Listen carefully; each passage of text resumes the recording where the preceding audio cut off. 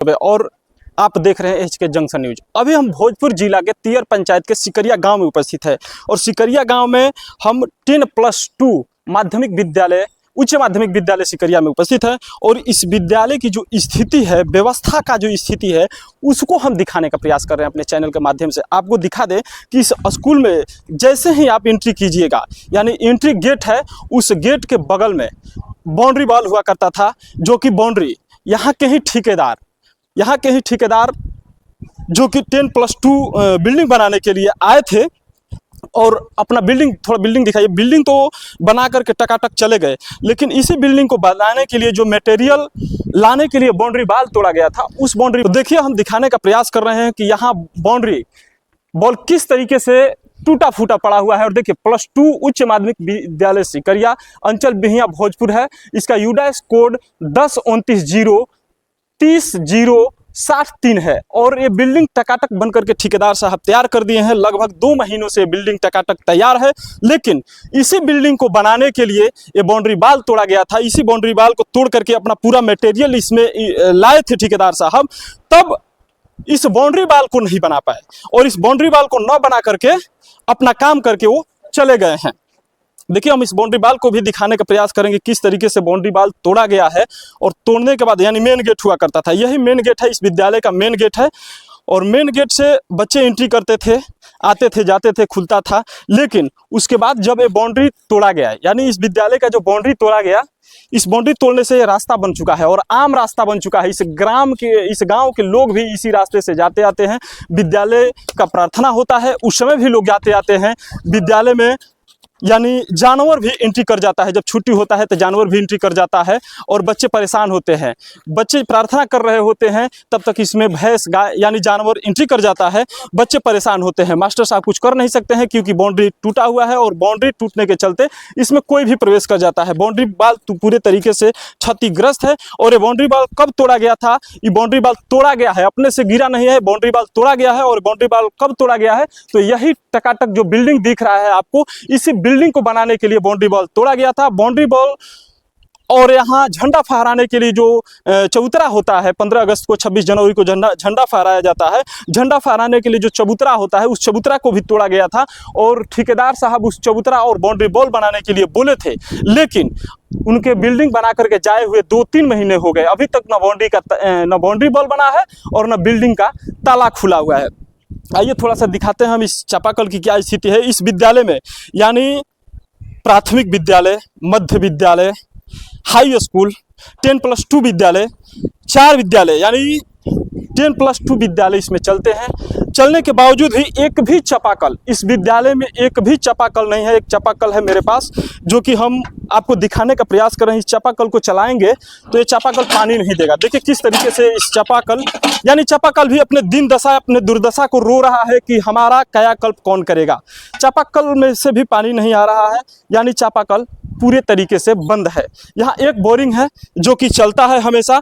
और आपसे बता दें कि इस इलाके में यानी सिकरिया गांव के पश्चिम साइड में इलाका पड़ता है। यहाँ मात्र एक ट्रांसफार्मर होने के वजह से यहाँ बिजली पर्याप्त नहीं मिल पाती है और बिजली पर्याप्त नहीं मिलने के चलते कभी कभी मोटर नहीं चल पाता है। मोटर नहीं चलने से सबसे बड़ी समस्या जल की होती है, सबसे बड़ी समस्या पानी पीने की होती है। जो छोटे छोटे बच्चे होते हैं बाहर निकलते हैं और बाहर निकल करके हॉल्ट है, सिकरिया हॉल्ट पर जाते हैं और पानी पीने जाते हैं। अब आपको बता दें कि बाउंड्री वॉल नहीं होने से, पानी पीने जाने से बच्चे बाहर निकलते हैं। बाहर निकलने का एक बहाना है और इस बहाने के चलते यहाँ से महज 100 मीटर की दूरी पर रेलवे लाइन है और रेलवे लाइन होने की वजह से कहीं ना कहीं यहाँ के गार्जियन में, कहीं ना कहीं यहाँ के टीचरों में यह भय बना होता है कि बगल में 100 मीटर के दूरी पर रेलवे लाइन है तो कभी भी दुर्घटना हो सकती है। तमाम चीजें हैं। आइए और दिखाते हैं हम यहाँ, थोड़ा सा आइए आगे। देखिए ये पहले यहाँ इस बाउंड्री वॉल के अंदर जो फील्ड की स्थितियां है, जो फील्ड है उसको हम दिखाएंगे। देखिए किस तरीके से फील्ड तितर बितर पड़ा हुआ है। इसी फील्ड में यहाँ के बच्चे प्रार्थना करते हैं, इसी फील्ड में यहाँ के बच्चे प्रेयर करते हैं, इसी फील्ड में यहाँ के बच्चे खेलते हैं। और जब प्रार्थना होता है तो कैसे इसमें कतार लगाया जाता होगा, कैसे लड़के खड़ा होते होंगे, ये आप अंदाजा मिला सकते हैं। और ये बिल्डिंग बनाकर ठेकेदार साहब चले गए हैं, अभी तक ताला नहीं खुला हुआ है। यहीं पर झंडा फहराने, यानी देश का जब तिरंगा फहराया जाता है 15 अगस्त को, 26 जनवरी को जब तिरंगा फहराया जाता है, तो इसी जगह पर, यहीं पर तिरंगा फहराया जाता था। यही तिरंगा झंडा का मंच होता था, थोड़ा सा हटे ना, यही तिरंगा का मंच होता था और इसी मंच से तिरंगा फहराया जाता था। और जब तिरंगा फहराने का जो मंच होता था उसको भी तोड़ा गया है। ठेकेदार साहब के द्वारा ये बताया गया था, ठेकेदार साहब के द्वारा ये बताया गया था कि हम बाउंड्री बॉल और झंडा का मंच जरूर बना देंगे, लेकिन उनके द्वारा काम नहीं किया गया। और काम नहीं करने के वजह से आज भी बाउंड्री बॉल अपने काम के लिए तरस रहा है, आज भी विद्यालय बाउंड्री बॉल के लिए तरस रहा है। आपको बताते चले कि इसी विद्यालय में, इस गांव के, इस इलाके के, इस पंचायत के और इस बिहिया प्रखंड पश्चिमी के बच्चों का भविष्य बनता है और इसी भविष्य बनने के क्रम में इस देश का भविष्य बनता है। लेकिन यहाँ का एक बाउंड्री बॉल,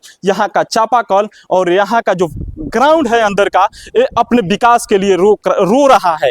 यानी कायाकल्प कब होगा, इंतजार कर रहा है कि हम कब यहाँ से, हमारा कायाकल्प कब होगा, कौन प्रतिनिधि आएंगे, कौन नेता आएंगे, कौन अधिकारी आएंगे, कौन ठेकेदार आएंगे और हमारा कायाकल्प करेंगे, जहां कि हमें सुचारू रूप से हमारा काम चल सके, सुचारू रूप से बाउंड्री बॉल बन सके, सुचारू रूप से यहाँ चापाकल बन सके, सुचारू रूप से यहाँ जो फील्ड है ये बन चुके। सबसे बड़ी बात होती है कि अगर इस विद्यालय में प्रार्थना कराना होता है तो प्रार्थना कराने के क्रम में बच्चों का जो कतारबद्ध लाइन लगाया जाता है, लाइन लगाने का जगह नहीं। देखिए किस तरीके से उबड़ खाबड़ पड़ा हुआ है और इसी उबड़ खाबड़, यानी इसी तितर बितर स्थिति जो बना हुआ है, इसी तितर बितर में बच्चे लाइन में खड़े होते हैं, छोटे छोटे बच्चे होते हैं।